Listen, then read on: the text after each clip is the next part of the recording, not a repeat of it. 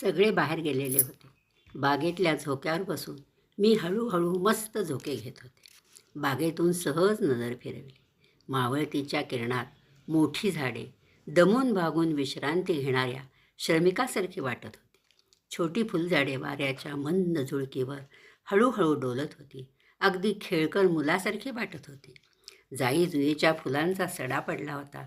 जणू आपल्या प्रियकरासाठी फुलांच्या पायघड्या घालून त्यांची वाट पाहणाऱ्या तरुणीसारख्या त्या वेली मला वाटल्या. नकळत माझं मन भूतकाळात गेलं. बालपणी मैत्रिणींबरोबर बागेत खेळायला जायचो ते आठवलं. अंगणात, मैदानावर, तर कधी वेगवेगळ्या मंदिरात खेळण्यात घालवलेल्या संध्याकाळची आठवण झाली. सगळं भान विसरून, अगदी स्वतःलाही विसरून खेळात रमून जाणं किती छान होते ते दिवस. पंचमीचे खेळ, नवरात्रीतला भोंडला, दिवाळीतल्या रांगोळ्या सारं आठवत गेलं आणि माझ्या सुरकुतल्या चेहऱ्यावर हास्य आलं.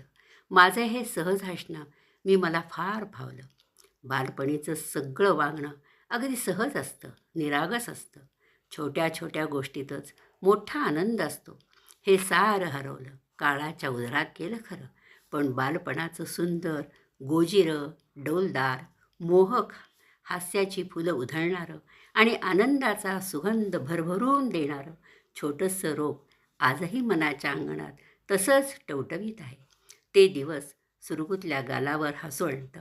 दृष्टी अधू झाली तरी मिटल्या नयनांनी ते रम्य बालपण साकारत जातं. मन आनंदी होतं. आपलं बालपण, मग मुलांचं बालपण आणि आता नातवंडांचं बालपण.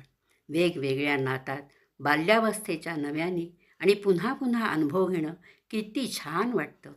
बाहेर हळूहळू अंधार होऊ लागला होता. झोक्याचा वेगही कमी होत होता. माझ्या मनाच्या अंगणात मात्र बालपणीच्या चंद्राच्या आठवणींचं चांदणं पडलं होतं.